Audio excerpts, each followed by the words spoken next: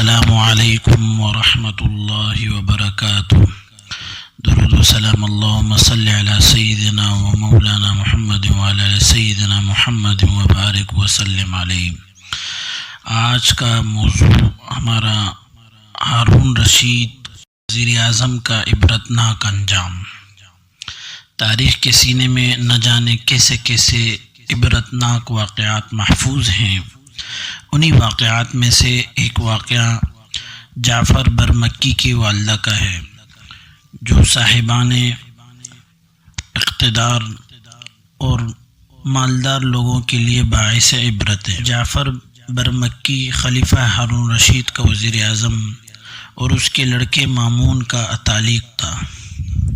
یہ جعفر ہی تھا جس کی وجہ سے برمکہ کو یہ اقبال و ترقی حاصل ہوئی کہ بڑے بڑے عمائدین سلطنت اور امرائے مملکت اور ان کے آستان بوسی کو اپنے لیے باعث فخر سمجھتے تھے۔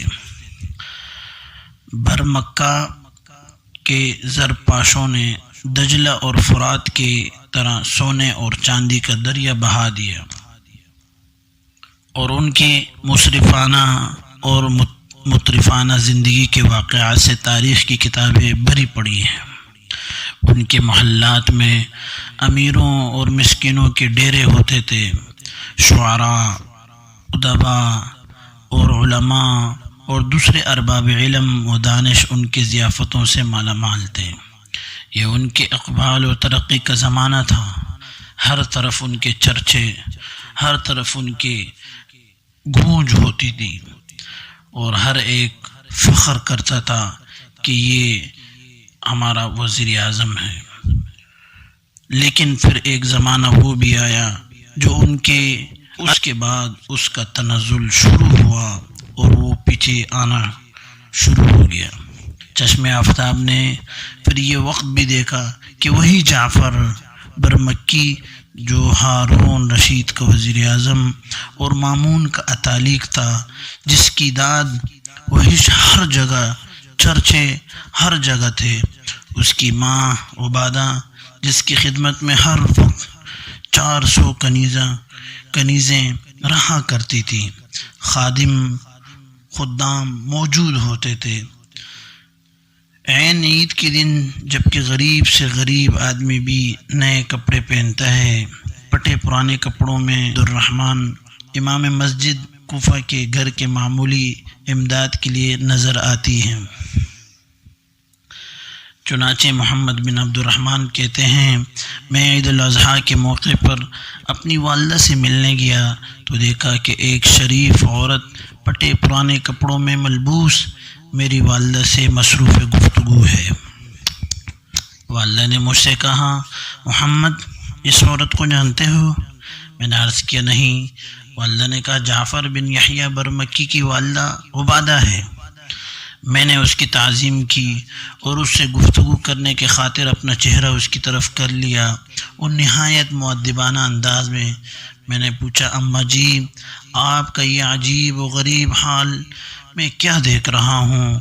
ایک وقت تھا جب آپ کے ارد گرد 400 کنیزاں اور خادم اور باندیاں ہوتی تھیں جو آپ کی خدمت کے لیے ہم وقت تیار اور کھڑی رہتی، کیونکہ میرے ذہن میں ان کے وہ لمحات فلم کی طرح گھومنے لگے جب بڑے بڑے دانشور، علماء، امراء اور عمائدین سلطنت ان کی ایک نظر کے لیے التفات کے لیے ترس جاتے تھے۔ ان کا بیٹا جعفر برمکی اتنی بڑی سلطنت کے امیر المؤمنین کا وزیر اعظم تھا، جس نے ایک روز ابرس سے یہ کہا تھا، جہاں مرضی جا کر برس تیرا اخراج مجھے ہی ملے گا۔ آج اس شخص کی والدہ کو اس قدر خستہ حال اور بدحال دیکھ کر میرے دل کو ٹھیس سی لگی ہے اور زمانے کے نشیب و فراز میرے ذہن میں گھومنے لگی اور قرآن حکیم کے اس فرمان کی عملی تفسیر کو اپنے سامنے دیکھ کر میں نے بڑی بے حسی سے سوال کیا تھا کہ میں کیا دیکھ رہا ہوں؟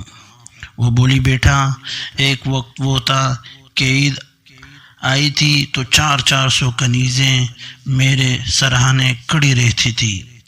میں پھر بھی اپنے بیٹے کو نافرمان اور ناخدمت گزار سمجھتی تھی، اور ایک اب یہ عید ہے جس میں میری تمنا اور خواہش ہے کہ قربانی کے 2 بکروں کی کالیں مل جائیں تو ان میں سے ایک کو نیچے بچھانے کا گدا اور دوسرے کو اوپر اوڑھنے کی رضائی بنا لوں۔